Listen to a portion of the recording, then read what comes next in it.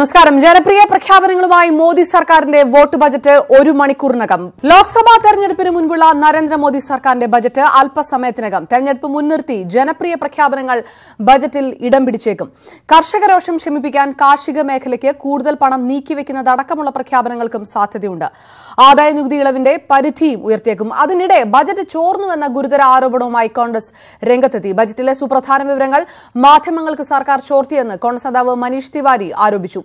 ചോർന്ന വിവരങ്ങൾ അദ്ദേഹം ട്വിറ്ററിലൂടെ പുറത്തുവിട്ടു. വിവരങ്ങളുമായി ടി ജെ ശ്രീലാലും ഡൽഹിയിൽ നിന്ന് എം ഉണ്ണികൃഷ്ണനും നമുക്കൊപ്പം ചേരുന്നു. ആദ്യം ഡൽഹിയിൽ നിന്ന് ഉണ്ണിയിലേക്ക് വരാം. അതിനു മുൻപ് ടി ജെ ശ്രീലാൽ, സാമ്പത്തിക വശങ്ങളുടെ രാഷ്ട്രീയം ആരും പഠിപ്പിക്കേണ്ടതില്ലാത്ത ഒരാളാണ് ബജറ്റ് അവതരിപ്പിക്കാൻ പോകുന്നത്. അതിന് ഒരു മണിക്കൂർ മുൻപ് തന്നെ ആരോപണവുമായി കോൺഗ്രസ് രംഗത്തെത്തിയിരിക്കുന്നു. ബജറ്റ് ചോർന്നെന്ന വിവരം വരുമ്പോൾ രാഷ്ട്രീയപരമായി കോൺഗ്രസ് അത് ഏത് രീതിയിലായിരിക്കും ഉപയോഗപ്പെടുത്തുക എന്നുള്ളത് കൃത്യമാണ്. എങ്ങനെയുള്ള ആരോപണമാണ് കോൺഗ്രസ് ഉന്നയിക്കുന്നതും ഇപ്പോൾ? അപർണ, ബഡ്ജറ്റ് ചോർന്നു എന്നുള്ളത് ഗുരുതരമായ ഒരു ആരോപണം തന്നെയാണ്. അത് തെളിയിക്കുകയാണെങ്കിൽ ബഡ്ജറ്റ് അവതരിപ്പിക്കാൻ എത്തുന്ന മന്ത്രി, ധനമന്ത്രി രാജിവെക്കേണ്ട ഒരു സ്ഥിതി തന്നെയാണ് ഉള്ളത്. പക്ഷേ ഇത് സർക്കാരിന്റെ അവസാനത്തെ ബഡ്ജറ്റാണ്. അതുകൊണ്ട് അത്തരം ഗുരുതരാവസ്ഥയിലേക്ക് കാര്യങ്ങൾ നീങ്ങുമോ എന്ന് വരുന്ന മണിക്കൂറിൽ മാത്രം വ്യക്തമാവുകയുള്ളൂ. അതോടൊപ്പം തന്നെ ഈ ആരോപണം തന്നെ ശരിയാണോ എന്നും അദ്ദേഹം, ധനമന്ത്രി പീയൂഷ് ഗോയൽ ഈ ബഡ്ജറ്റ് അവതരണം നടത്തുമ്പോൾ മാത്രമേ നമുക്ക് വ്യക്തമാവുകയുള്ളൂ. എന്തായാലും ഹിന്ദിയിലുള്ള ബഡ്ജറ്റിന്റെ ഭാഗങ്ങളാണ് ഇപ്പോൾ മനീഷ് തിവാരി അദ്ദേഹത്തിന്റെ ട്വിറ്ററിലൂടെ പുറത്തുവിട്ടിരിക്കുന്നത്. 11 പോയിന്റുകളാണ്, 11 പ്രഖ്യാപനങ്ങളാണ് ചോർന്നതായി ഇപ്പോൾ മനീഷ് തിവാരി പറയുന്നത്. അതിൽ ഏറ്റവും പ്രധാനപ്പെട്ടത് ആദായ നികുതി പരിധി തന്നെയാണ്. സാധാരണക്കാരനെ നേരിട്ട് ബാധിക്കുന്ന ആദായ നികുതി പരിധി അത് 5 ലക്ഷമായി ഉയർത്തും എന്നുള്ള ഭാഗമാണ് ഇപ്പോൾ മനീഷ് തിവാരി പുറത്തുവിട്ടിരിക്കുന്നത്. ആദായ നികുതി പരിധി 5 ലക്ഷമായി ഉയർത്താൻ ബഡ്ജറ്റിൽ വിഭാവനം ചെയ്യുന്നു എന്നുള്ളതാണ് ഇതിന് വ്യക്തമാക്കുന്നത്. അതിനോടൊപ്പം തന്നെ ഭവന വായ്പയുടെ ആദായ നികുതി പരിധി 2.5 ലക്ഷമായി ഉയർത്തും എന്നുള്ളതാണ്. 2 ലക്ഷമാണ് ഇപ്പോൾ നിലവിൽ ഉള്ളത്. അത് 2 ലക്ഷമായി ഉയർത്തും എന്നുള്ള ഭാഗവും ചോർന്നതായി ഇപ്പോൾ പറയുന്നു. അതോടൊപ്പം തന്നെ സ്റ്റാൻഡേർഡ് ഡിഡക്ഷൻ, യാത്രാ ബത്ത അടക്കമുള്ള കാര്യങ്ങൾക്ക് 40,000 രൂപ വരെയായിരുന്നു ഇതുവരെ സ്റ്റാൻഡേർഡ് ഡിഡക്ഷനായി കണക്കാക്കുന്നത്. അത് 50,000 രൂപയായി ഉയർത്താൻ ആലോചിക്കുന്നു എന്നുള്ളതാണ് ഇപ്പോൾ ഈ ബഡ്ജറ്റിൽ ചോർന്നു എന്ന് പറഞ്ഞ് പുറത്തു വരുന്ന മനീഷ് തിവാരി പുറത്തുവിടുന്ന ഭാഗങ്ങൾ. അതോടൊപ്പം തന്നെ മറ്റു ചില വിഷയങ്ങളും പറയുന്നു. അതായത് ആയുഷ്മാൻ പദ്ധതിക്കായി 7,400 കോടി രൂപ ബഡ്ജറ്റിൽ വകയിരുത്തിയിട്ടുണ്ട്. കഴിഞ്ഞ ബഡ്ജറ്റിൽ ഇത് 2,400 കോടി രൂപ മാത്രമായിരുന്നു. ആരോഗ്യരംഗത്തിനായി 53,000 കോടി രൂപ വകയിരുത്തിയിരിക്കുന്നുവെന്നാണ് മനീഷ് തിവാരി ഈ ബഡ്ജറ്റ് ചോർന്നുവെന്ന് പറഞ്ഞ ഭാഗമായി ഇപ്പോൾ പുറത്തുവിട്ടിരിക്കുന്ന അദ്ദേഹത്തിന്റെ ട്വിറ്ററിലൂടെ. രാജ്യത്ത് 10,000 വെൽനസ് ക്ലിനിക്കുകൾ തുടങ്ങുമെന്ന് ബഡ്ജറ്റിൽ പ്രഖ്യാപനത്തിലുണ്ട് എന്ന് അദ്ദേഹം അവകാശപ്പെടുന്നു. അതോടൊപ്പം തന്നെ തൊഴിലുറപ്പ് പദ്ധതിക്കായി 60,000 കോടി രൂപ മാറ്റിവെച്ചിരിക്കുന്നു എന്നും മനീഷ് തിവാരി അവകാശപ്പെടുന്നു. ഇതെല്ലാം ബഡ്ജറ്റിന്റെ ഭാഗമാണ് എന്നും ഇത് മാധ്യമപ്രവർത്തകർക്ക് ചോർത്തി നൽകി എന്നുള്ളതുമാണ് മനീഷ് തിവാരിയുടെ ആരോപണം. ഹിന്ദിയിലുള്ള ബഡ്ജറ്റിന്റെ സ്പീച്ച്, പീയൂഷ് ഗോയലിന്റെ ഹിന്ദി പ്രസംഗമാണ് ഇപ്പോൾ ചോർന്നതായി കാണിച്ചുകൊണ്ട് മനീഷ് തിവാരി പുറത്തുവിട്ടിരിക്കുന്നത്. തീർച്ചയായും ഞാൻ നേരത്തെ ചൂണ്ടിക്കാട്ടിയതുപോലെ ഇത് ബഡ്ജറ്റ് പ്രഖ്യാപനം പുറത്തുപോയെങ്കിൽ അത് വലിയ ഗുരുതരമായ ഒരു ആരോപണം തന്നെയാണ്. അത് തെളിയിക്കേണ്ട കടമ കോൺഗ്രസിനുണ്ട്. അതിപ്പോൾ തെളിയിക്കേണ്ട കടമയുണ്ടെന്ന് പറയുമ്പോൾ ഏതാണ്ട് ഒരു മണിക്കൂർ കഴിയുമ്പോൾ ഇതേ കാര്യങ്ങൾ തന്നെയാണ് ബഡ്ജറ്റ് പ്രസംഗത്തിൽ ഉൾപ്പെടുന്നതെങ്കിൽ വലിയ വിവാദത്തിലേക്ക് തന്നെയാകും കാര്യങ്ങൾ നീങ്ങുക. ശ്രീ PM സുരേഷ് ബാബു, കോൺഗ്രസ് നേതാവ്, ഒരൊറ്റ മണിക്കൂറിനുള്ളിൽ അറിയാം ഈ ആരോപണത്തിനകത്ത് സത്യമുണ്ടോ ഇല്ലയോ എന്നുള്ള കാര്യം. പക്ഷേ ആദായ നികുതി അടക്കമുള്ള വിവരങ്ങൾ പുറത്തു വരുന്നത് ഏത് രീതിയിലുള്ള ഭവിഷ്യത്ത് അല്ലെങ്കിൽ സാമ്പത്തികപരമായി ഏത് രീതിയിലുള്ള കോൺസിക്വൻസ് ആണ് കോൺഗ്രസ് പ്രതീക്ഷിക്കുന്നതും?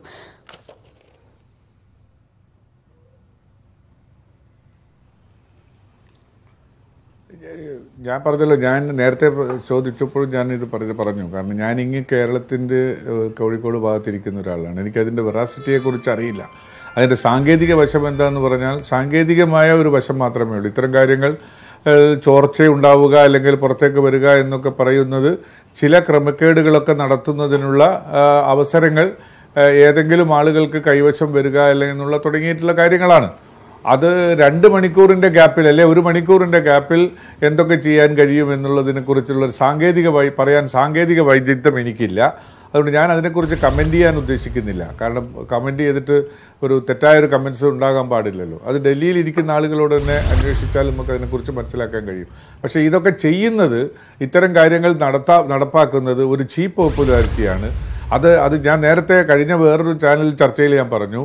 കാരണം ഒരു ജനാധിപത്യ ഭരണകൂടത്തിൻ്റെ സംവിധാനത്തെക്കുറിച്ച് അവഗാധമായ പരിജ്ഞാനമില്ലാത്ത ഒരു RSS രാഷ്ട്രീയത്തിന്റെ സാമ്പത്തിക നിലയെക്കുറിച്ച് മാത്രം പരിജ്ഞാനമുള്ള, RSS എന്താണോ രാഷ്ട്രീയത്തിൽ സാമ്പത്തിക രംഗത്തിലൂടെ സാമ്പത്തിക നടപടികളിലൂടെ ഈ രാജ്യത്ത് നടപ്പാക്കാൻ ആഗ്രഹിക്കുന്നത് എന്നതിന്റെ അടിസ്ഥാന തത്വങ്ങൾ മാത്രം പരിജ്ഞാനമുള്ള ഒരാളെ കൊണ്ട് ബജറ്റൊക്കെ അവതരിപ്പിക്കുമ്പോൾ ഇത്തരം ചില കാര്യങ്ങളൊക്കെ സംഭവിച്ചുകൂടായികയില്ല എന്നാണ് എൻ്റെ നിരീക്ഷണം. അതുകൊണ്ടാണല്ലോ ഒരു ചാർട്ടേഡ് അക്കൗണ്ടന്റായി സാമ്പത്തിക രംഗത്ത് RSSന്റെ ബൗദ്ധിക വിചാരത്തിൽപ്പെട്ട ആളായിട്ട് പോലും അദ്ദേഹത്തിന് പിന്നെ ധനവകുപ്പിന്റെ ചുമതലയൊന്നും ഒരിക്കലും സാമ്പത്തിക വശങ്ങളെ കുറിച്ച് ഒന്നും അറിയാത്ത ഒരാളെന്ന് പീയൂഷ് ഗോയലിനെ വിശേഷിപ്പിക്കുന്നതിൽ അടിസ്ഥാനരഹിതമല്ലേ അത്തരം ചില ആരോപണങ്ങൾ? പീയൂഷ് ഗോയലിനെ പോലെ ഒരാള് സാമ്പത്തിക വശങ്ങളിലെ രാഷ്ട്രീയം കൃത്യമായി അറിയുന്ന ഒരു രാഷ്ട്രീയ നേതാവ് കൂടിയാണ്. BJPയിലെ ആ രീതിയിലുള്ള പദവി കൃത്യമായി അർഹിക്കുന്ന ഒരാൾ കൂടിയാണ് പീയൂഷ് ഗോയൽ. അതുകൊണ്ട് തന്നെ ഒരു പക്ഷേ ഇതേതെങ്കിലും ഒരു ഉദ്യോഗസ്ഥ തലത്തിൽ സംഭവിച്ച ഒരു പിഴവായി കൂടെ. രണ്ടാമത്തെ കാര്യം, പുറത്തു വരുന്ന വിവരങ്ങൾ ആദായ നികുതികളുമായി ബന്ധപ്പെട്ടുള്ളതാണ്. നേരത്തെ തന്നെ ബജറ്റ് സാമ്പത്തിക സർവേ ശേഷം തന്നെ ഏറ്റവും കൂടുതൽ വിലയിരുത്തലുകൾ നടത്തുമോ, അതിന്റെ സ്ലാബ് ഏത് രീതിയിലാണ് ഉയർത്തപ്പെടുക എന്നത് സംബന്ധിച്ചുമാണ്. അങ്ങനെയും ആയിക്കൂടെ ഒരുപക്ഷെ?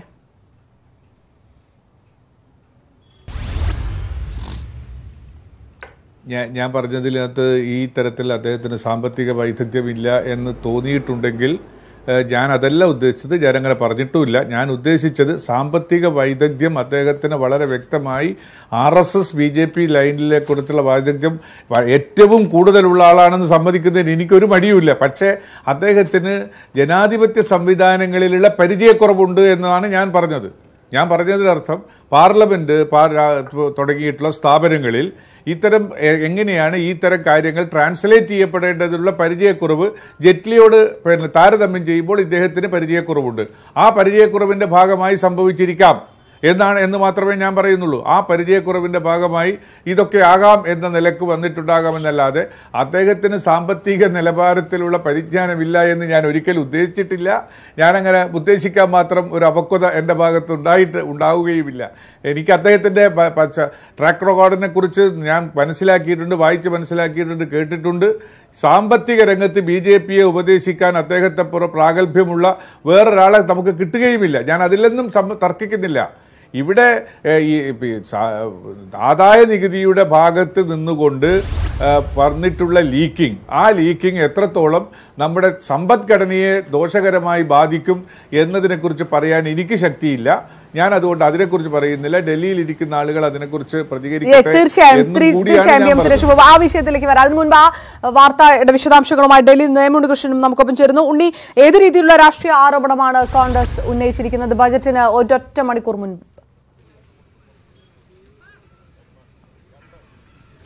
അതായത് ബജറ്റ് അവതരണത്തിന് ഒരു മണിക്കൂർ മുമ്പാണ് ഇപ്പോൾ കോൺഗ്രസ് നേതാവ് മനീഷ് തിവാരി ട്വിറ്ററിലൂടെ ഗുരുതരമായ ആരോപണം ഉന്നയിച്ചിരിക്കുന്നത്. അദ്ദേഹം പറയുന്നത് ബജറ്റിലെ പ്രധാനപ്പെട്ട ഭാഗങ്ങൾ, ബജറ്റിലെ പ്രധാനപ്പെട്ട പ്രഖ്യാപനങ്ങൾ ഗവൺമെന്റ് സോഴ്സസ് എന്ന് വ്യക്തമാക്കിക്കൊണ്ട് ആ രീതിയിൽ റിപ്പോർട്ട് ചെയ്യുന്നതിനായി മാധ്യമങ്ങൾക്ക് ചോർത്തി നൽകിയിരിക്കുന്നു എന്നുള്ളതാണ്. അത്തരത്തിലുള്ള ഈ പ്രഖ്യാപനങ്ങളെല്ലാം ബജറ്റിൽ അതേപടി ഇടം നേടുകയാണെങ്കിൽ ബജറ്റ് ചോർത്തി നൽകിയതിന് തുല്യമായി ഇത് മാറുകയില്ലേ? ബജറ്റ് ചോർച്ചയായി തന്നെ ഇതിനെ കണക്കാക്കേണ്ടി വരില്ലേ എന്നാണ് മനീഷ് തിവാരി ചോദിക്കുന്നത്. സർക്കാരിൽ നിന്നും മാധ്യമങ്ങൾക്ക് നൽകിയിരിക്കുന്ന ആ വിവരങ്ങൾ, ആ 10ഓളം പോയിന്റുകൾ അദ്ദേഹം അതിന്റെ സ്ക്രീൻഷോട്ടുകൾ ഈ ട്വീറ്റിൽ ഉൾപ്പെടുത്തുകയും ചെയ്തിട്ടുണ്ട്. അതിൽ വലിയ പ്രഖ്യാപനങ്ങൾ ഉൾപ്പെട്ടിട്ടുണ്ട്. ആദായ നികുതി പരിധി 5 ലക്ഷമായി ഉയർത്തുന്ന കാര്യമുണ്ട്. ഭവന വായ്പയ്ക്കുള്ള നികുതി ഇളവ് 2.5 ലക്ഷമായി ഉയർത്തുന്ന തീരുമാനമുണ്ട്. ഒപ്പം തന്നെ സാർവത്രിക അടിസ്ഥാന വരുമാന പദ്ധതി, അതിനുള്ള മാർഗരേഖ കേന്ദ്ര സർക്കാർ പ്രഖ്യാപിക്കുമെന്ന ഉള്ളടക്കവും ഈ വിവരങ്ങളിൽ ഉൾപ്പെട്ടിട്ടുണ്ട്. അതായത് ബജറ്റിൽ സർക്കാർ പ്രഖ്യാപിക്കാൻ പോകുന്ന എല്ലാ പ്രധാനപ്പെട്ട പ്രഖ്യാപനങ്ങളും മുൻകൂറായി തന്നെ മാധ്യമങ്ങൾക്ക് ചോർത്തി നൽകുകയും സർക്കാർ വൃത്തങ്ങളെ ഉദ്ധരിച്ച് അത്തരത്തിൽ വാർത്തകൾ നൽകാൻ സർക്കാർ തന്നെ ആ ഒരു ചോർച്ചയ്ക്ക് കൂട്ടുനിൽക്കുകയും ചെയ്തിരിക്കുന്നുവെന്നാണ് കോൺഗ്രസ് ഉന്നയിക്കുന്ന ആരോപണം. ഈ ചോർച്ച ഈ കാര്യങ്ങളെല്ലാം തന്നെ ബജറ്റിൽ ഇന്ന് അവതരിപ്പിക്കുന്ന ബജറ്റിൽ ഇടം നേടുകയാണെങ്കിൽ അത് ബജറ്റ് ചോർച്ചയായി തന്നെ കണക്കാക്കണമെന്നാണ് മനീഷ് തിവാരി പറയുന്നത്. ഇത് ഒരു മുഴം മുന്നേ ഉള്ള ഏറാണ്. അതായത് ഈ വിവരങ്ങൾ ബജറ്റിൽ വരികയാണെങ്കിൽ കോൺഗ്രസ് ഈ ആരോപണത്തെ കൂടുതൽ ശക്തമാക്കി മുന്നോട്ട് കൊണ്ടുപോകും. മാധ്യമങ്ങൾക്ക് കൃത്യമായി വിവരങ്ങൾ ചോർത്തി നൽകിയെന്ന ആരോപണമായിരിക്കും പിന്നീട് ഉയരാൻ പോകുന്നത്. നമുക്ക് കേരള ബജറ്റിന്റെ കാര്യത്തിൽ അറിയാം, ധനമന്ത്രി തോമസ് ഐസക് അന്ന് ബജറ്റ് അവതരിപ്പിച്ചപ്പോൾ ആ വിവരങ്ങൾ മുൻകൂറായി മാധ്യമങ്ങൾക്ക് ചോർത്തി നൽകിയെന്നൊരു വലിയ വിവാദമുണ്ടായിരുന്നു. അതിന് സമാനമായ വിവാദമാണ് ദേശീയ തലത്തിൽ ഇപ്പോൾ കോൺഗ്രസ് ഉന്നയിക്കാൻ അതിന് തുടക്കമിട്ടിരിക്കുന്നത്. ഏതായാലും ഈ കാര്യങ്ങളെല്ലാം ബജറ്റിൽ ഇടം പിടിക്കുന്നുണ്ടോ, അത്തരത്തിലൊരു ചോർച്ചയ്ക്ക് സർക്കാർ കൂട്ടുനിന്നിട്ടുണ്ടോ എന്നാണ് ഇനിയിപ്പോൾ ബജറ്റ് തീർച്ചയായും കൃഷ്ണനാണ് ദില്ലിയിൽ നിന്ന് ബജറ്റ് അവതരിപ്പിക്കാൻ ഇനി 3/4 മണിക്കൂർ കൂടിയാണ് ബാക്കിയുള്ളത്. വിശദാംശങ്ങളിലേക്ക് കടക്കുന്നു. അതിനു മുൻപ് സാമ്പത്തിക വിദഗ്ധൻ ശ്രീ പി സി സിറിയക്ക് ബജറ്റ് ചോർന്നോ ഇല്ലയോ ഇത്തരം കാര്യങ്ങളിലെല്ലാം സ്ഥിരീകരണം വരാൻ അധികം സമയം വേണ്ട. പക്ഷേ ഇന്നത്തെ പ്രധാനപ്പെട്ട ഒരു കാര്യം ആദായ നികുതി പരിധിയിൽ ഇളവ് വേണമെന്നുള്ള വിലയിരുത്തലുകൾ വരുമ്പോൾ തന്നെ കൂടി വന്നാൽ 1.5 ലക്ഷം രൂപയോളമുള്ള വ്യത്യാസം വരും. സ്ലാബ് ആ രീതിയിലായിരിക്കും ഉയർത്താൻ പോകുക. അങ്ങനെ ഉയർത്തുകയാണെങ്കിൽ പോലും ഒരു പക്ഷേ ഒരു 3750 കോടി രൂപയോളം അധിക ബാധ്യതയാണ് കേന്ദ്ര സർക്കാരിന് ഉണ്ടാവുക എന്നുള്ള രീതിയിലുള്ള ചർച്ചകളാണ് കഴിഞ്ഞ ദിവസങ്ങൾ നടന്നത്. ഇപ്പോൾ ഈ പുറത്തു വരുന്ന കണക്കുകൾ പ്രകാരം 4 മുതൽ 5 ലക്ഷം വരെയുള്ള രീതിയിൽ ആദായ നികുതി പരിധി ഇളവ് ഉയർത്താനുള്ള സൂചനകൾ ലഭിക്കുന്നു. ബജറ്റ് ചോർന്നത് വാർത്ത ശരിയാണെങ്കിൽ തന്നെ. പക്ഷെ ആ രീതിയിലുള്ള ഒരു വലിയ അധിക ബാധ്യതയിലേക്ക് കേന്ദ്ര സർക്കാർ പോകാനുള്ള സാധ്യത എത്രത്തോളമായിരിക്കും? സാധ്യത വളരെ കുറവാണെന്നാണ് എനിക്ക് തോന്നുന്നത്. കാരണം ഇപ്പോൾ 2.5 ലക്ഷം രൂപയാണ് ഇതിൻ്റെ ലിമിറ്റായിട്ട് ഇപ്പോൾ പരിധിയായിട്ട് വെച്ചിരിക്കുന്നത്. അത് 5 ലക്ഷം വരെ വരുത്തുക എന്ന് പറഞ്ഞാൽ കഴിഞ്ഞ ഒരു 4-5 കൊല്ലം കൊണ്ട് കൂടുതലായി ടാക്സ് പേയേഴ്സിൻ്റെ കൂട്ടത്തിൽ ചേർക്കപ്പെട്ട ആളുകളുടെ എണ്ണം എല്ലാം കുറയുകയായിരിക്കും. ഉദാഹരണമായിട്ട് എനിക്ക് തോന്നുന്നു 5 കൊല്ലം മുമ്പ് ഏതാണ്ട് 2.5 കോടി ആളുകളെ മറ്റായിരുന്നു, 3.5 കോടി ആളുകളായിരുന്നു മൊത്തം ഇൻകം ടാക്സ് കൊടുത്തുകൊണ്ടിരുന്ന ആൾക്കാർ, റിട്ടേൺ സമർപ്പിച്ചുകൊണ്ടിരുന്നവർ. ഇപ്പോൾ അത് ഏതാണ്ട് 7-7.5 കോടി വരെ വർദ്ധിച്ചെന്നാണ് എൻ്റെ ഓർമ്മ. അപ്പോൾ ഒരു 4 കോടി, പ്രത്യേകിച്ച് ഈ ഡീമോണിറ്റൈസേഷൻ കഴിഞ്ഞതിൽ പിന്നെ വളരെ പെട്ടെന്ന് ഈ ടാക്സ് റിട്ടേൺസ് സമർപ്പിക്കുന്നവരുടെ എണ്ണം വർദ്ധിച്ചു. ഇത്രയധികം പേരെ നികുതി വലയിൽ കൊടുക്കാൻ സാധിച്ചു കഴിഞ്ഞതൊരു വലിയ നേട്ടമായിട്ടാണ് ഫിനാൻസ് ഡിപ്പാർട്ട്മെൻറ്റ് സാധാരണ കരുതുന്നത്. ഈ നേട്ടം ഒറ്റയടിക്ക് നഷ്ടപ്പെടുത്താൻ അവർ തയ്യാറാകുമെന്ന് എനിക്ക് തോന്നുന്നില്ല. അതുകൊണ്ട് ഈ 5 ലക്ഷം വരെ ഉയർത്താൻ സാധ്യതയില്ലെന്നാണ് എനിക്ക് തോന്നുന്നത്. കൂടി വന്നാൽ ഈ 2.5 ലക്ഷത്തിൽ നിന്ന് ഒരു 3.5 ഉയർത്തും. അതിൽ കൂടുതൽ ഒരു ജനപ്രിയ ബഡ്ജറ്റ് നൽകാനുള്ള ആകാംക്ഷ ഉണ്ടെങ്കിൽ പോലും BJPക്കാർ അത്ര ഷോർട്ട് സൈറ്റഡ് ആയിട്ട് ചെയ്യും എന്നെനിക്ക് തോന്നുന്നില്ല. നേരത്തെ ശ്രീ പ്രിൻസ് ജോർജ് പറഞ്ഞതുപോലെ ഇപ്പോഴുള്ള സർക്കാരിന് നഷ്ടപ്പെടാനൊന്നുമില്ലെങ്കിലും വീണ്ടും ഇവർക്ക് അധികാരം കിട്ടുമെന്ന് അവർക്ക് എന്തെങ്കിലും പ്രത്യാശയുണ്ടെങ്കിൽ 5 ലക്ഷം വരെ തീർച്ചയായിട്ടും ഒറ്റയടിക്ക് കൂട്ടാൻ പോകുന്നില്ല എന്നാണ് എൻ്റെ നിഗമനം. റൈറ്റ്. ശ്രീ പ്രിൻസ് ജോർജ്, അത് തന്നെ 4 വർഷത്തിനുള്ളിൽ വർദ്ധിച്ച പൊതുകടം 49%. സമ്പൂർണ്ണ ബജറ്റല്ല, വോട്ട് ഓൺ അക്കൗണ്ട് ആണ്. അതുകൊണ്ട് തന്നെ ഒരു പക്ഷേ 3 ലക്ഷം വരെ സ്ലാബ് സാധാരണ രീതിയിൽ ഉയർത്തുക, മുതിർന്ന പൗരന്മാർക്ക് 3.5 വരെ ഉയർത്തുക, ഈ രീതിയിലുള്ള ഒരു ആവറേജ് വിലയിരുത്തലുകളൊക്കെയാണ് നടക്കുന്നത്. അതിനിടയിൽ 4 മുതൽ 5 വരെ എന്നുള്ളൊരു വലിയ സ്ലാബ് ഉയർത്തലിലേക്ക് കേന്ദ്ര സർക്കാർ കടക്കാനുള്ള സാധ്യത കുറവല്ലേ? കാരണം അങ്ങനെയാണെങ്കിൽ മുതിർന്ന പൗരന്മാർക്കുള്ള ആദായ നികുതി പരിധി പിന്നെയും അതിൽ നിന്നും കൂടുതൽ ഉയർത്തേണ്ടതായ സ്ഥിതിയിലേക്ക് പോകും. ചെറിയ രീതിയിലായിരിക്കില്ല ബാധ്യത കേന്ദ്ര സർക്കാരിന് ഉണ്ടാവുകയും ചെയ്യാം. അങ്ങനെ ഒരു കാര്യത്തിലേക്ക് കടക്കാനുള്ള സാധ്യത കുറവല്ലേ?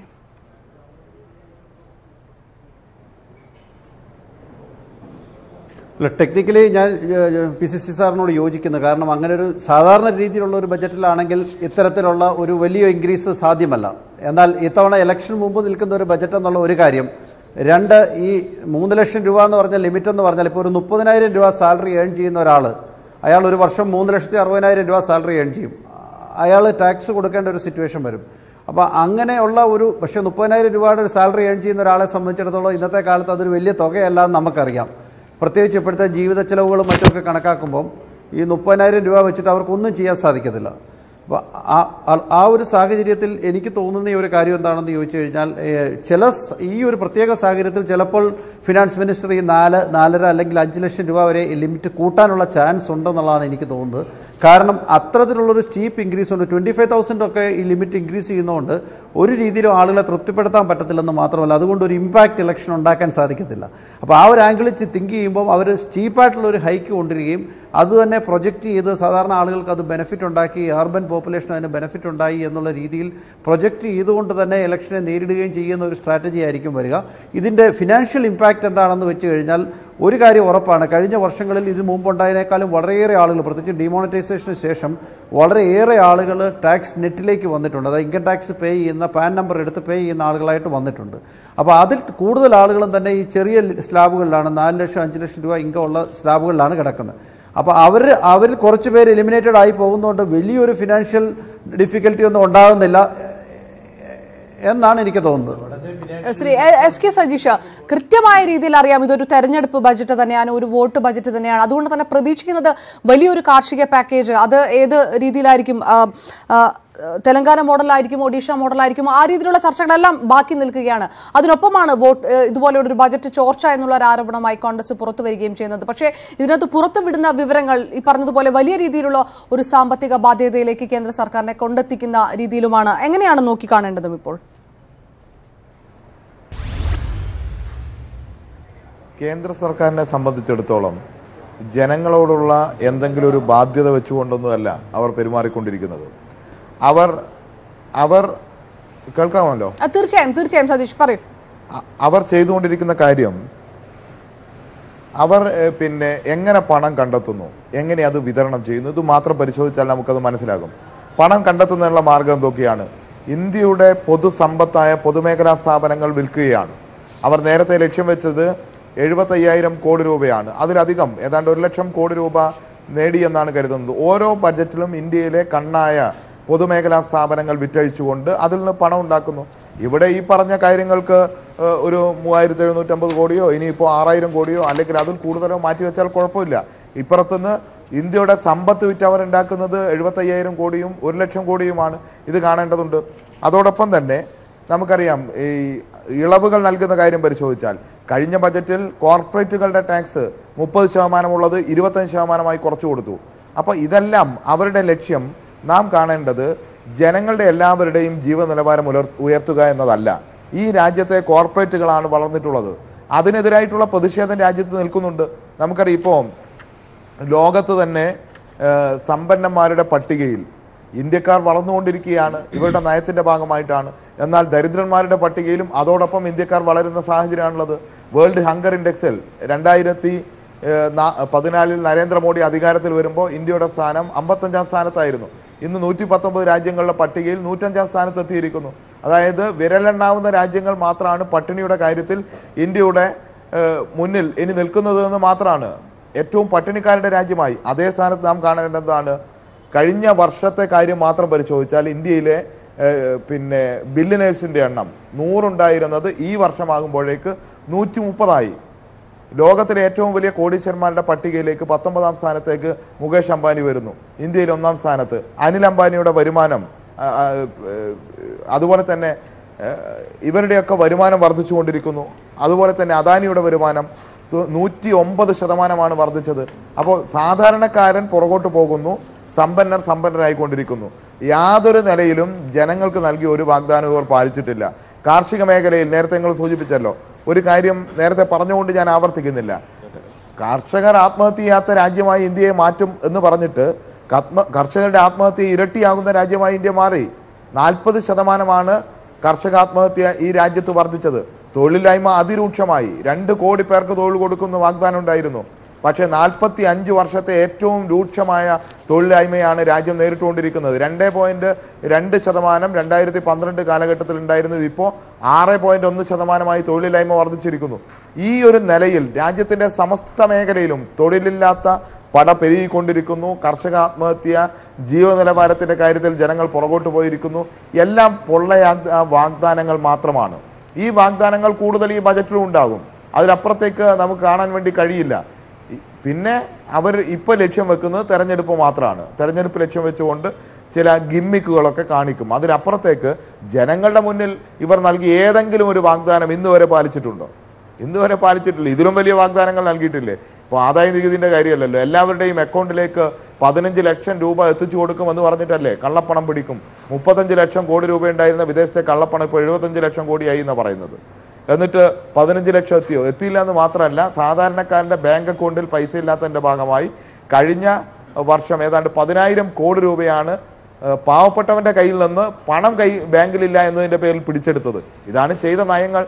അപ്പോൾ അതിനെയെല്ലാം മറികടക്കാൻ, ജനവികാരത്തെ മറികടക്കാൻ വേണ്ടി അവർ ചില ഗിമ്മിക്കുകളൊക്കെ കാട്ടി എന്ന് വരാം. തീർച്ചയായും തിരികെ വരാം.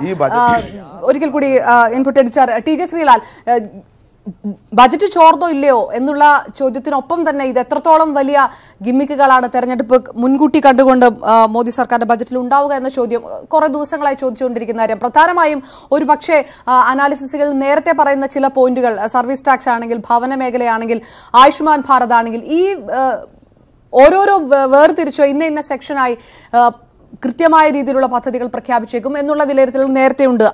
അത് ശരിവെക്കുന്ന രീതിയിലുള്ള സൂചനകളാണോ ബജറ്റ് ചോർച്ചയുമായി ബന്ധപ്പെട്ട് വന്നുകൊണ്ടിരിക്കുന്നത്? അപർണ, മനീഷ് തിവാരി പുറത്തുവിട്ട ഈ വിവരങ്ങൾ സത്യമാവുകയാണെങ്കിൽ തീർച്ചയായും തെരഞ്ഞെടുപ്പ് മുന്നിൽ കണ്ടുള്ള ഒരു ജനപ്രിയ ബഡ്ജറ്റ് തന്നെയാണ് വരാനിരിക്കുന്നത്. ഇടക്കാല ബഡ്ജറ്റ് ആണെങ്കിൽ പോലും ജനപ്രിയം തന്നെയാകുമെന്ന കാര്യത്തിൽ സംശയമില്ല. ആദായ നികുതി പരിധി വർദ്ധിപ്പിക്കുക എന്നുള്ളതായിരുന്നു ഏറ്റവും വലിയ ഒരു ആവശ്യം. കഴിഞ്ഞ ബഡ്ജറ്റിൽ ഇത് ഒരു പരിധിവരെ അംഗീകരിക്കപ്പെടുമെന്നുള്ള ഒരു തോന്നലുണ്ടായിരുന്നുവെങ്കിൽ ആ കഴിഞ്ഞ പൊതുബഡ്ജറ്റിൽ അരുൺ ജെയ്റ്റ്ലി അവതരിപ്പിച്ച പൊതുബഡ്ജറ്റിൽ അതുണ്ടായില്ല. ഇത്തവണ അങ്ങനെ 4-5 ലക്ഷമായി ഉയർത്തുമെന്നുള്ള പരിധി വരുന്നു. അതായത് 5 ലക്ഷം ഒരു പക്ഷേ സീനിയർ സിറ്റിസനെ ഉദ്ദേശിച്ചായിരിക്കാം 5 ലക്ഷം എന്ന് പറയുന്നത്. 4 ലക്ഷം സാധാരണക്കാർക്കും 5 ലക്ഷം സീനിയർ സിറ്റിസൺസിനും സ്ത്രീകൾക്കും സീനിയർ സിറ്റിസനും എന്നുള്ള ഒരു വലിയ ഒരു ആഡഡ് പോയിന്റ് കൂടി ഇതിനകത്ത് വരാനുള്ള സാധ്യതയുണ്ട്. അതിനോടൊപ്പം തന്നെ ഭവന വായ്പയുടെ പലിശ നിരക്കിൽ ഇളവ് കൂട്ടുന്നു. ഇതുകൂടാതെ മറ്റ് മേഖലകളിലേക്ക് വന്നു കഴിഞ്ഞാൽ, കാർഷിക മേഖലയിലേക്ക് വന്നു കഴിഞ്ഞാൽ, കാർഷിക മേഖലയ്ക്ക് 2 ലക്ഷം വരെയുള്ള കാർഷിക വായ്പകൾക്ക് പലിശ ഇളവ് സർക്കാർ അതിന് ഗ്യാരണ്ടി നിൽക്കുന്നു. അതായത് ഒരു പക്ഷേ ഒരു മൊറട്ടോറിയമോ അല്ലെങ്കിൽ തന്നെ അതിന് സർക്കാർ ഗ്യാരണ്ടി നിൽക്കുന്ന ഒരു പലിശ ഇളവ് അവർക്ക് വരുന്നു. അങ്ങനെ ഒരു പദ്ധതി, 2 പദ്ധതികൾ ഉണ്ടാകുന്നു. ഇതിനോടൊപ്പം തന്നെ ഏറ്റവും താഴെത്തട്ടിലെ സാധാരണക്കാരന്റെ കയ്യിലെടുക്കുന്നതിനായി സാർവത്രിക വരുമാനം ഉറപ്പാക്കുന്ന പദ്ധതി കൊണ്ടുവരുന്നു. കൂടാതെ സ്റ്റാർട്ടപ്പുകൾക്ക് വലിയ തോതിൽ നികുതി ഇളവുകൾ പ്രഖ്യാപിച്ചിരിക്കുന്നു. ആയുഷ്മാൻ ഭാരതിനും മറ്റ് പദ്ധതികൾക്കുമായി മുമ്പുണ്ടായിരുന്നതിനേക്കാൾ വലിയ തുക, ഏതാണ്ട് ഇരട്ടിയോളം തുക വകയിരുത്തുന്നു. തീർച്ചയായും ജനപ്രിയം തന്നെയാകും ഈ പ്രഖ്യാപനങ്ങൾ ഉൾപ്പെടുന്നതാണ് ഈ ഇടക്കാല ബഡ്ജറ്റെങ്കിൽ അത് ജനപ്രിയം തന്നെയാണ്. തെരഞ്ഞെടുപ്പിന് മുന്നിൽ കണ്ട് തന്നെയാണ്. നേരത്തെ നമ്മൾ അതിഥികൾ ചൂണ്ടിക്കാട്ടിയതുപോലെ അടുത്ത സർക്കാർ, ഈ സർക്കാർ തന്നെ വീണ്ടും തുടരുകയാണെങ്കിൽ ഇതെങ്ങനെ നടപ്പിലാക്കും? അതോടൊപ്പം തന്നെ പുതിയ സർക്കാർ ഇക്കാര്യത്തിൽ എന്ത് സ്വീകരിക്കും? പുതിയ സർക്കാർ ഇക്കാര്യത്തിൽ എന്ത് നയം സ്വീകരിച്ചാലും അതിനെ ഇപ്പോഴത്തെ സർക്കാർ പ്രതിപക്ഷത്തായി പോയാൽ അവർക്ക് എതിർക്കാൻ സാധിക്കും. എന്തായാലും ഇതിനുള്ള ഈ ബഡ്ജറ്റ് ചോർന്നു എന്നുള്ള പ്രഖ്യാപനം ഇടക്കാല ബഡ്ജറ്റുകൾ ചോർന്നതിൽ പൊതു ബഡ്ജറ്റ് ചോരുന്നതിന് തുല്യമായ ഒരു വലിയ വിവാദമായി ഉയർത്തിക്കൊണ്ടുവരാൻ കോൺഗ്രസിന് സാധിക്കും. തീർച്ചയായും പീയൂഷ് ഗോയൽ ബജറ്റ് അവതരിപ്പിക്കാൻ 1/2 മണിക്കൂർ മാത്രമാണ് ബാക്കി. ബജറ്റ് വാർത്തകളിലേക്കും അതിഥികളിലേക്കും വരാം. വളരെ പെട്ടെന്ന് ഒരു ചെറിയ ഇടവേള. റൈറ്റ്, ഞാൻ തിരികെ വരാം. ചെറിയ സാങ്കേതിക തടസ്സങ്ങൾ PCCയിലേക്ക് പോകുന്നതിന് മുൻപ് ശ്രീ സുരേഷ് ബാബു, ബജറ്റ് ചോർച്ചയെ കുറിച്ചുള്ള കാര്യങ്ങളാണ് നേരത്തെ ചർച്ച ചെയ്തു വന്നത്. പക്ഷേ അതോടൊപ്പം തന്നെ ഇനി എത്രത്തോളം ജനപ്രിയമാക്കാനുള്ള ഗിമ്മിക്കുകൾ നടത്തും ഈ ബജറ്റിൽ എന്നുള്ളത് കുറച്ചു ദിവസങ്ങളായി ചർച്ച ചെയ്ത് വരുന്ന വിഷയമാണ്. പ്രധാനപ്പെട്ട കാര്യം കാർഷിക പാക്കേജ്. പുറത്തുവരുന്ന വിവരങ്ങൾ ശരിയാണെങ്കിലും ആ രീതിയിലുള്ള പ്രതീക്ഷാ നിർഭരമായ ഒരു പദ്ധതി ജനങ്ങൾക്ക് മുന്നിലേക്ക് എത്തിക്കാൻ, പ്രഖ്യാപിക്കാനുള്ള രീതിയിലേക്ക് കടക്കുകയാണ് സർക്കാർ എന്ന് തന്നെയാണ് വിചാരിക്കേണ്ടത്. കാർഷിക പാക്കേജ് ഏതായാലും ഒരു വലിയ രീതിയിൽ, ഒരു പക്ഷേ തെലങ്കാന മോഡലിൽ അല്ലെങ്കിൽ ഒഡീഷ മോഡലിൽ അല്ലെങ്കിൽ ഇത് രണ്ടും ചേർന്ന രീതിയിൽ വലിയൊരു രീതിയിലുള്ള കാർഷിക പാക്കേജ് പ്രഖ്യാപിക്കാതെ സർക്കാരിന് കഴിയുകയില്ല. എങ്ങനെയാണ് കോൺഗ്രസ് നോക്കിക്കാണുന്നതും?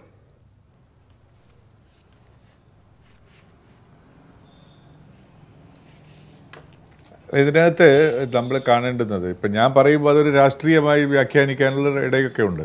പക്ഷെ ഞാനൊരു രാഷ്ട്രീയത്തിന് അതീതമായി ചിന്തിച്ചിട്ട് കൂടി പറയാൻ ആഗ്രഹിക്കുന്നു. കാരണം മധ്യപ്രദേശ്, ഛത്തീസ്ഗഡ്, രാജസ്ഥാൻ തെരഞ്ഞെടുപ്പുകളിൽ കോൺഗ്രസ് പാർട്ടി ഉന്നയിച്ചിരിക്കുന്ന ഒരു പ്രധാനപ്പെട്ട കാര്യം, ദുരിതമനുഭവിക്കുന്ന, പ്രയാസമനുഭവിക്കുന്ന കർഷകർ, അവർ പ്രക്ഷോഭത്തിൻ്റെ മാർഗത്തിലാണ്. അവർ അവസാനത്തെ ഒരു പിടിവള്ളി എന്നുള്ള നിലയിൽ ആത്മഹത്യയിലേക്കാണ് നീങ്ങുന്നത്.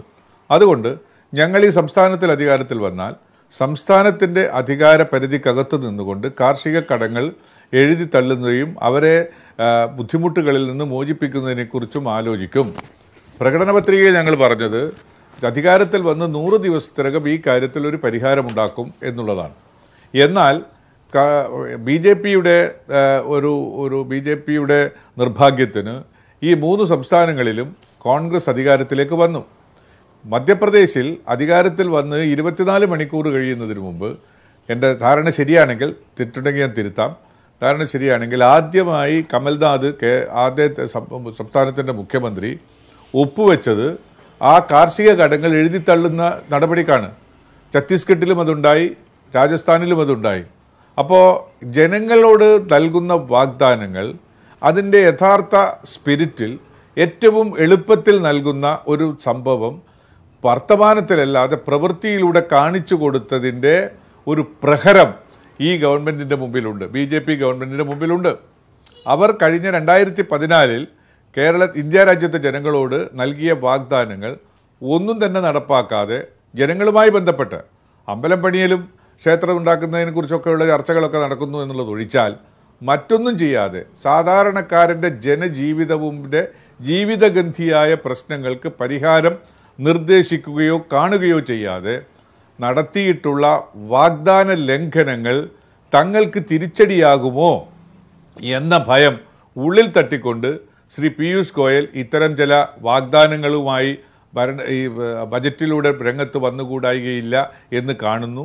പക്ഷേ ഇത് 5 വർഷക്കാലമായി അനുഭവിച്ചു വരുന്ന ജനങ്ങളുടെ മുമ്പിൽ ഇതൊന്നും അവർക്ക് അനുകൂലമായ ഒരു മനംമാറ്റത്തിന് കാരണമാവുകയില്ല എന്ന തിരിച്ചറിവ് BJPക്ക് ഉണ്ടാകാൻ പോകുന്നത് പോളിംഗിലൂടെ ആയിരിക്കും. വോട്ടെണ്ണുമ്പോൾ മാത്രമേ അവർക്ക് അതിനെക്കുറിച്ച് മനസ്സിലാക്കാൻ കഴിയുകയുള്ളൂ. കോൺഗ്രസിന്റെ അവകാശവാദം, അത് അതിന്റെ രാഷ്ട്രീയം. ശ്രീ PC സിരേക്ക്, ഇനി കൃത്യമായി ഈ പദ്ധതികളിലേക്ക് കടക്കുകയാണെങ്കിൽ കേന്ദ്ര സർക്കാർ ഏത് രീതിയിലുള്ള ഒരു പദ്ധതി ആയിരിക്കും ബജറ്റിലൂടെ വിഭാവനം ചെയ്യാൻ പോകുന്നത് എന്നാണ് വിലയിരുത്തേണ്ടത് ഈ സമയത്ത്? ഒരു പക്ഷേ നേരത്തെ പറഞ്ഞു വരുന്നത് പോലെ തന്നെ ചന്ദ്രശേഖർ റാവുവിന്റെ ഒരു ഋതുബന്ധു പദ്ധതിയാണോ, അല്ലെങ്കിൽ നവീൻ പട്നായിക്കിന്റെ ഒരു കാലിയ പദ്ധതിയാണോ? ഇത് രണ്ടും കൂടെ ചേർന്നുള്ള രീതിയിലുള്ള ഒരു പദ്ധതി ആയിരിക്കുമോ പ്രഖ്യാപിക്കാനുണ്ടാവുക? പൊതുവെ ഈ കാർഷിക വായ്പകൾ എഴുതി തള്ളുന്നതിനോട് കേന്ദ്ര സർക്കാരിനുള്ള ഒരു വിയോജിപ്പ് വ്യക്തമാക്കപ്പെട്ടിട്ടുള്ളതാണ്. അതുകൊണ്ട് തന്നെ അങ്ങനെ ഒരു രീതിയിലേക്ക് കടക്കാതെ, അത്തരം ഒരു പ്രഖ്യാപനത്തിലേക്ക് കടക്കാതെ കർഷകർക്ക് നേരിട്ട് പണം നൽകുന്ന ഒരു പദ്ധതി ആയിരിക്കും സർക്കാർ സ്വീകരിക്കുക എന്നാണോ കരുതേണ്ടത്? അതെ, തെലങ്കാനയിലാണെങ്കിൽ ഒരു ഏക്കറിന് ഇത്ര രൂപ എന്ന നിരക്കിൽ 4000 രൂപ വെച്ച് ഒരു ഏക്കറിന് പണം കൊടുക്കുന്നു. ഒറീസയിലെ കാലിയ പദ്ധതി കുടികിടപ്പുകാർ, അതായത് ടെനന്റ് ഫാർമേഴ്സിനെയും കുത്തകയ്ക്ക് കൃഷി ചെയ്യുന്നവരെയും കൂടെ സഹായിക്കത്തക്ക രീതിയിലുള്ള പദ്ധതിയാണെന്ന് തോന്നുന്നു ഒറീസയിൽ. തെലങ്കാനയിൽ അതില്ല. അതുകൊണ്ട് അത് രണ്ടും കണക്കിലെടുത്തുകൊണ്ട് ഇവിടെ എനിക്ക് തോന്നുന്നു കേന്ദ്ര സർക്കാർ പ്രഖ്യാപിക്കാൻ പോകുന്നത് കർഷകർക്ക് കുറഞ്ഞ പക്ഷ വില, ന്യായവില നേരത്തെ നിർണ്ണയിക്കുക ഓരോ കൃഷിക്കും. ന്യായവില ഉറപ്പാക്കാൻ വേണ്ടി മുൻപ് ചെയ്തുകൊണ്ടിരുന്നത് ന്യായവിലയ്ക്ക് ചരക്ക് കൃഷിക്കാരൻ്റെ ഉൽപ്പന്നം വാങ്ങിയെടുത്ത് സംഭരിച്ച് വെക്കാനുള്ള ഒരു നടപടി സർക്കാർ ഏജൻസികളെ കൊണ്ട് ചെയ്യിക്കുന്നത്. അതിനകത്ത് ഒരുപാട് പ്രായോഗിക പ്രശ്നങ്ങളുണ്ട്. പലപ്പോഴും അത് കാര്യക്ഷമമായി നടത്താൻ സാധിക്കാതെ പോയിട്ടുമുണ്ട്. അതുകൊണ്ട് എനിക്ക് തോന്നുന്നു ഇത്തവണ ചെയ്യാൻ പോകുന്നത് ന്യായവിലയ്ക്കും മാർക്കറ്റ് വിലയ്ക്കും തമ്മിലുള്ള വ്യത്യാസം അത് കർഷകരുടെ ബാങ്ക് അക്കൗണ്ടിലേക്ക് കൊടുക്കാനുള്ള ഒരു നടപടി. അതായത് നമുക്ക് മനസ്സിലാകാൻ എളുപ്പത്തിന് കേരളത്തിലെ റബ്ബർ കർഷകരെ സഹായിക്കാൻ വേണ്ടി 3-4 വർഷം മുമ്പ് അന്നത്തെ കേരള സർക്കാർ ഇവിടെ ഒരു പദ്ധതി കൊണ്ടുവന്നു. 150 രൂപയാണ് കുറഞ്ഞ പക്ഷ വില. വിപണി വില 130 രൂപയേ ഉള്ളെങ്കിൽ വ്യത്യാസമായ 20 രൂപ കിലോഗ്രാമിന് അത് കർഷകരുടെ ബാങ്ക് അക്കൗണ്ടിലേക്ക് എത്തിച്ചു കൊടുക്കും. ആ രീതിയിൽ കർഷകർക്ക് ന്യായവില ഉറപ്പാക്കാനുള്ള ഒരു സംവിധാനം കേന്ദ്ര സർക്കാർ ഇന്ന് പ്രഖ്യാപിക്കുമെന്നാണ് ഞാൻ പ്രതീക്ഷിക്കുന്നത്. അത് ഈ കൃഷിയുടെ ന്യായവിലയ്ക്ക് വേണ്ടിയുള്ളത്. പിന്നെ കർഷകരെ സഹായിക്കാൻ വേണ്ടി വേറെയും ഇന്നലെ രാഷ്ട്രപതി പാർലമെന്റിന്റെ സംയുക്ത സമ്മേളനത്തിൽ ചെയ്ത പ്രഖ്യാപനമുണ്ട്. അതിൽ അദ്ദേഹം പറഞ്ഞിരുന്നു വിത്ത് മുതൽ വിപണി വരെയുള്ള എല്ലാ കാര്യങ്ങളിലും കർഷകരെ സഹായിക്കാൻ വേണ്ടി സർക്കാരിൻ്റെ പദ്ധതികൾ ഉണ്ടാകുമെന്ന്. അപ്പോൾ ആ രീതിയിലും എന്തെങ്കിലും പ്രഖ്യാപനങ്ങൾ ഉണ്ടായേക്കാം എന്നാണ് പ്രതീക്ഷിക്കുന്നത്. അതൊരു പക്ഷേ കോൾഡ് സ്റ്റോറേജ് ഫെസിലിറ്റീസും അല്ലെങ്കിൽ മൂല്യവർദ്ധിത ഉൽപ്പന്നങ്ങൾ നിർമ്മിക്കാനുള്ള സംവിധാനവും അതിനുള്ള സഹായവും ഇതെല്ലാം ഉൾപ്പെടുന്ന രീതിയിലുള്ള പ്രഖ്യാപനങ്ങളായിരിക്കും വരാനിടയുള്ളതെന്നാണ് എനിക്ക് തോന്നുന്നത്. തീർച്ചയായും.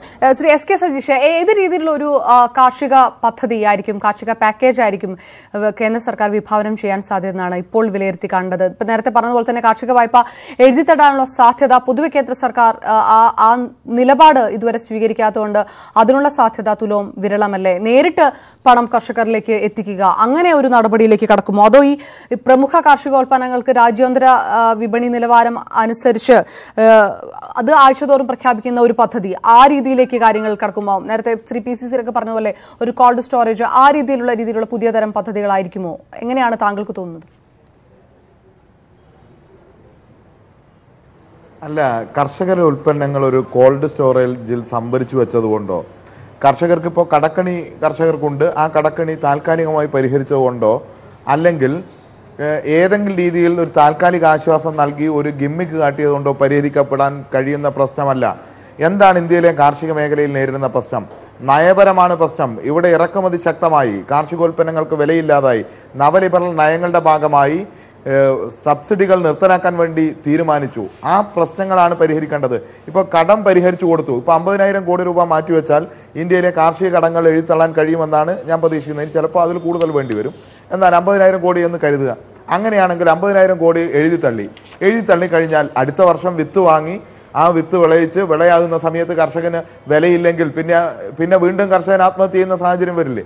അപ്പോൾ കർഷകന്റെ കടക്കണി പരിഹരിക്കുന്നത് മാത്രമല്ല, അതൊരു ആശ്വാസമാണ്. പക്ഷേ അതിനുശേഷം ഈ നയങ്ങൾ തിരുത്താൻ വേണ്ടി തയ്യാറായിട്ടില്ലെങ്കിൽ ഒരു മാറ്റം ഉണ്ടാകാൻ വേണ്ടി പോകുന്നില്ല. ആ നയം തിരുത്താൻ വേണ്ടി തയ്യാറാകുന്നില്ല. അടിസ്ഥാനപരമായ രോഗത്തിന് ഇവിടെ പരിഹാരം കാണുന്നില്ല. ഇവർക്ക് മുതലാളിത്ത സംരക്ഷണത്തിനാവശ്യമായ നയങ്ങൾ, നവലിബറൽ നയങ്ങൾ തുടരണം. ആ നയങ്ങളാണ് ബജറ്റിലൂടെ പ്രതിഫലിക്കുന്നത്. മൂല്യവർദ്ധിത ഉൽപ്പന്നങ്ങൾ ഉണ്ടാക്കുകയും അതുമൂലം വില വർദ്ധിപ്പിക്കാനുള്ള സാഹചര്യം ഉണ്ടാക്കുകയൊക്കെ ചെയ്യുന്നത് സാഹചര്യമുണ്ടായി. കേരളത്തിൽ ഇപ്പോൾ സ്വീകരിച്ച നിലപാട് പോലെയുള്ള നിലപാടുകളാണെങ്കിൽ അത് അംഗീകരിക്കപ്പെടാൻ വേണ്ടി പറ്റുന്നതാണ്. പക്ഷേ ഈ നയങ്ങൾ തിരുത്തുന്നില്ല. കാർഷിക മേഖലയിൽ മാത്രമല്ല, ഞാനൊന്നുകൂടി പറയാം, ചെറുകിട വ്യാപാര മേഖല പൂർണ്ണമായി തകർന്നു. അതിൻ്റെ കാരണം എന്താണ്? അതിൻ്റെ കാരണം വിദേശ കുത്തകകൾ കടന്നു വരുന്നതാണ്. കുത്തകകൾ ആ മേഖല കൈയടക്കുന്നതാണ്.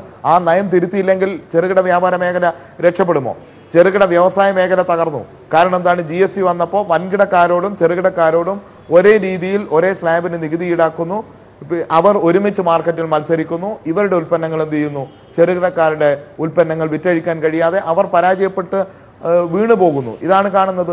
ഇങ്ങനെ ഓരോരോ മേഖലയിൽ നമുക്ക് പരിശോധിച്ചാൽ ഇത് കാണാൻ വേണ്ടി പറ്റും. ഈ നയങ്ങളാണ് പ്രശ്നം.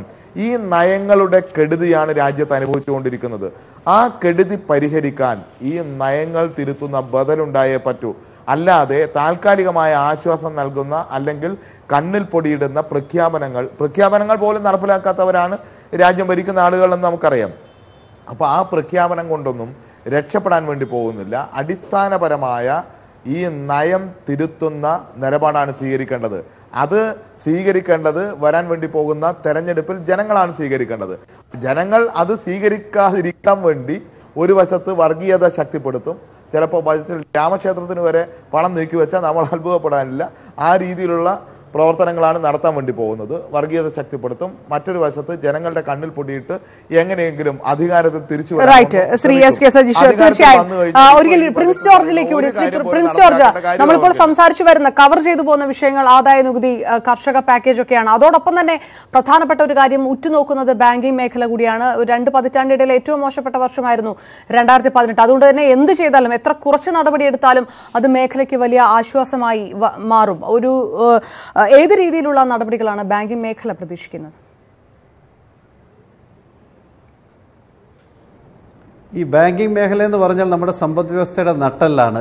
പ്രശ്നം എന്താണെന്ന് ചോദിച്ചാൽ കഴിഞ്ഞ കുറേ വർഷങ്ങളായിട്ട്, ഏതാണ്ട് ഒരു 8-10 വർഷങ്ങളായിട്ട് തുടർന്നുകൊണ്ടിരിക്കുന്ന പല പ്രശ്നങ്ങളുടെയും ഒരു വല്ലാത്തൊരു ഡിഫിക്കൽട്ട് സിറ്റുവേഷനിലേക്ക് ബാങ്കിംഗ് മേഖലയെ കൊണ്ടെത്തിച്ചിട്ടുണ്ട്.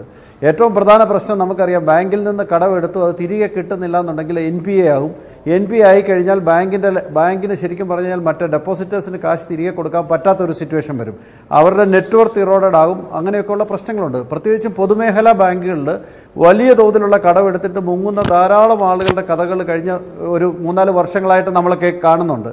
അപ്പോൾ ഇതിൻ്റെ എല്ലാം കൂടെ സിറ്റുവേഷൻ അനുസരിച്ച് ബാങ്കുകളുടെ ശരിക്കും പറഞ്ഞു കഴിഞ്ഞാൽ ബാങ്കുകളിൽ ഈ PCA, അതായത് പ്രോംപ്റ്റ് കറക്റ്റീവ് ആക്ഷനിലാണ് 14 പൊതുമേഖലാ ബാങ്കുകൾ ഇപ്പോൾ നിൽക്കുന്നത്. എന്ന് പറഞ്ഞാൽ അവർക്ക് പുതിയ ബിസിനസ് ഒന്നും ചെയ്യാൻ സാധിക്കത്തില്ല. അതുപോലെ തന്നെ ഈവൻ പ്രൈവറ്റ് സെക്ടറിലുള്ള ചില സ്ഥാപനങ്ങളെ പോലും ഈ ക്രൈസിസ് ബാധിച്ചിട്ടുണ്ട്. ഇപ്പോൾ ഈ വർഷം ലേറ്റസ്റ്റ് ആയിട്ട് വന്നത് IL&FS എന്ന് പറയുന്ന ഒരു കമ്പനി, അതൊരു ഗവൺമെൻറ് കമ്പനിയാണെന്ന് വേണമെങ്കിൽ പറയാം. ആ കമ്പനി ഡിഫോൾട്ട് വരുത്തിയപ്പോൾ പ്രൈവറ്റ് സെക്ടറിലുള്ള ബാങ്കുകൾ പലതും അവർക്ക് ലോൺ കൊടുക്കുകയും അവർക്കും ഇതുപോലത്തെ പ്രൊവിഷനിങ് നടത്തേണ്ട സിറ്റുവേഷൻ വരികയും ചെയ്തു. അപ്പോൾ ശരിക്കും പറഞ്ഞാൽ ബാങ്കിംഗ് മേഖല ഈ ക്രൈസിസിൽ നിന്ന് കരകയറേണ്ടത് വളരെ വളരെ അത്യാവശ്യമായിട്ടുള്ള കാര്യമാണ്. സാധാരണ രീതിയിൽ ചെയ്യുന്ന കാര്യം എന്താണെന്ന് വെച്ചാൽ ഗവൺമെൻറ് റീക്യാപിറ്റലൈസ് ചെയ്യാന്ന് പറയും. എല്ലാ ബജറ്റിലും കുറേ കാശ് ബാങ്കിന് വീണ്ടും ക്യാപിറ്റലായിട്ട് കൊടുത്തുകൊണ്ടിരിക്കും. അതത്ര നല്ല നടപടിയാണെന്ന് എനിക്ക് തോന്നുന്നില്ല.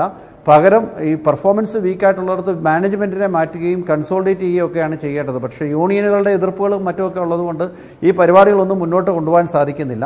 ഏതായാലും ഒരു കാര്യം ഉറപ്പാണ്, ബാങ്കിംഗ് മേഖല വിട്ടിട്ട് ഇപ്പോൾ NBFC എന്ന് പറയുന്നത് വളരെ ഇമ്പോർട്ടൻ്റ് ആയിട്ടുള്ളൊരു സെക്ടറാണ്.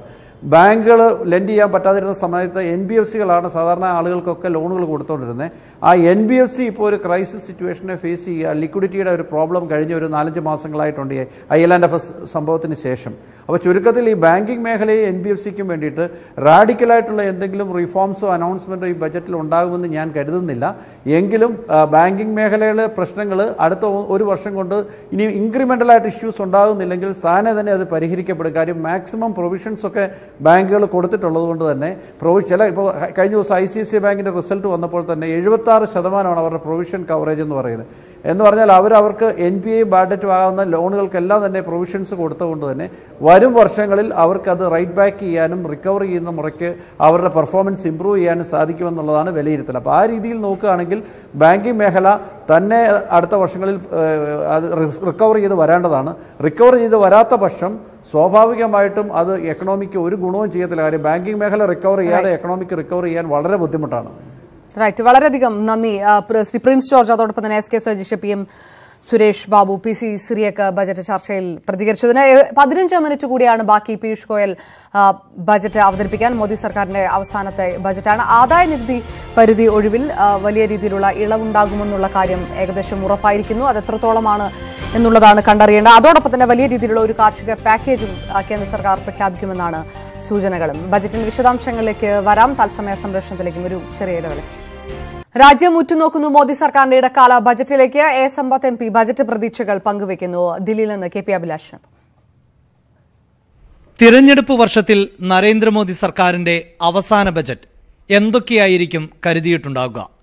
ശ്രീ A. സമ്പത്ത് MP ഇപ്പോൾ നമ്മളോടൊപ്പം ചേരുകയാണ്. ഓരോ ബജറ്റിലും സാധാരണക്കാരനാണ് എപ്പോഴും കണ്ണുനട്ടിരിക്കുന്നത്. അതിൽ പ്രധാനപ്പെട്ട ഒന്ന് ആദായ നികുതി പരിധി ഉയർത്തുമോ എന്നുള്ളതാണ്. പ്രത്യേകിച്ച് 2014 ലോക്സഭാ തെരഞ്ഞെടുപ്പിൽ BJP സർക്കാരിൻ്റെ വാഗ്ദാനമായിരുന്നു അത്. 8 ലക്ഷം രൂപ വരെ ആദായ പരിധി ഉയർത്തും എന്നുള്ളത്. ഇപ്പോഴത് 2.5 ലക്ഷത്തിൽ എത്തി നിൽക്കുന്നുണ്ട്.